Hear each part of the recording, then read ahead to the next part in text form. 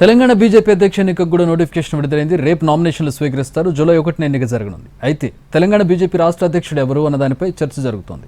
BC సామాజిక వర్గ నేతకే పగ్గాలు అప్పగించే అవకాశం ఉన్నట్టు సమాచారం. రేసులో ఎంపీలు లక్ష్మణ్, ఈటల, ధర్మపురి అరవింద్, కేంద్ర మంత్రి బండి సంజయ్, ఎమ్మెల్యే పాయల్ శంకర్ పేర్లు వినిపిస్తున్నాయి. ఒకవేళ మహిళకు అవకాశం ఇవ్వాలని భావిస్తే డీకే అరుణను పరిగణలోకి తీసుకునే అవకాశం కూడా ఉందంటున్నారు. అయితే మాజీ ఎమ్మెల్సీ రామచంద్రరావు, జాతీయ బీసీ కమిషన్ మాజీ సభ్యుడు ఆచారి కూడా తమకు అవకాశం ఇవ్వాలని కోరుతున్నారు. ఎక్కువ మంది ఆశావాహులు ఉండడంతో ఎవరికి రాష్ట్ర అధ్యక్ష పదవి దక్కుతుందో స్పష్టంగా చెప్పలేని పరిస్థితి ఉంది. అయితే రేపటి నుంచి నామినేషన్ల దాఖలు మొదలవుతుంది. ఒకటి కన్నా ఎక్కువ నామినేషన్లు తీసుకోవాలని భావిస్తే గనక చాలా మంది నామినేషన్ వేసేందుకు సిద్ధంగా ఉన్నట్టుగా తెలుస్తోంది.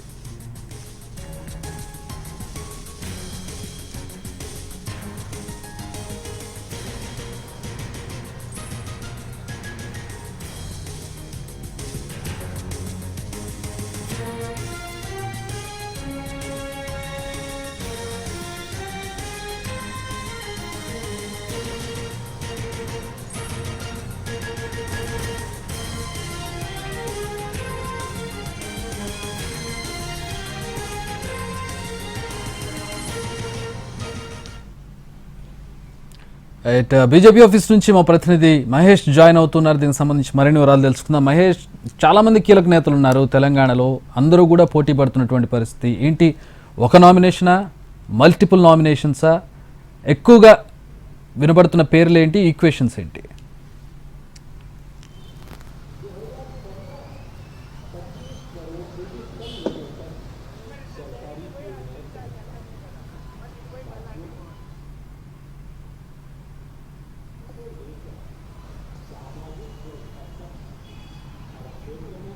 చక్రి, బీజేపీకి సంబంధించినటువంటి రాష్ట్ర అధ్యక్ష ఎన్నికకు సంబంధించి ఈరోజు నోటిఫికేషన్ విడుదల కానుంది. మధ్యాహ్నం 2 గంటల తర్వాత నోటిఫికేషన్ విడుదలవుతుంది. నోటిఫికేషన్తో పాటు ఎవరైతే ఓటర్స్ ఉన్నారో ఓటర్ల జాబితాను కూడా రాష్ట్ర ఎన్నికల రిటర్నింగ్ అధికారి విడుదల చేయనున్నారు. రేపు బీజేపీ రాష్ట్ర అధ్యక్షులకు సంబంధించినటువంటి ఎన్నికలకు సంబంధించిన నామినేషన్ల ప్రక్రియ ఉంటుంది.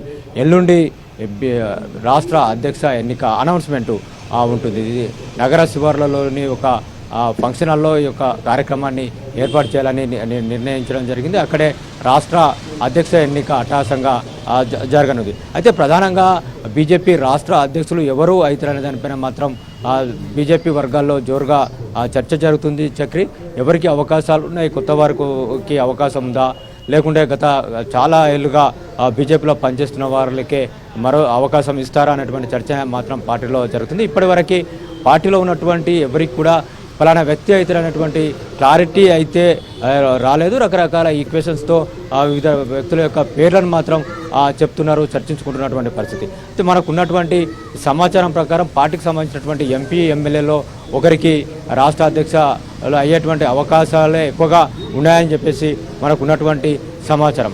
అయినప్పటికీ కూడా పాత వారికి కనుక అవకాశం ఇవ్వాలనుకుంటే మురళీధర్ రావు, అదేవిధంగా రామచంద్రరావులు వీళ్ళు కూడా ఈరోజు బీజేపీ అధిష్టానం యొక్క దృష్టిలో ఉన్నారనేటువంటి చర్చ కూడా పార్టీలో జరుగుతున్నటువంటి పరిస్థితి. వీళ్ళు కాకుండా పార్టీ ఎంపీలుగా ఉన్నటువంటి లక్ష్మణ్ కావచ్చు, ధర్మపురి అరవింద్ కావచ్చు, బండి సంజయ్ కావచ్చు, ఈటల రాజేందర్ కావచ్చు, వీళ్ళకు కూడా అవకాశం ఉన్నాయి. ఎమ్మెల్యే విషయానికి వచ్చినట్లయితే పాయల్ శంకర్ కూడా, వీళ్ళందరూ కూడా బీసీ సామాజిక వర్గాలకు చెందినటువంటి వ్యక్తులు. బీజేపీ కూడా తెలంగాణలో బీజేపీ ఎజెండాతో పోతున్నటువంటి నేపథ్యంలో వీళ్ళకి అవకాశం ఇచ్చేటువంటి అవకాశం ఉంది అనేటువంటిది పార్టీలో జరుగుతున్న చర్చ.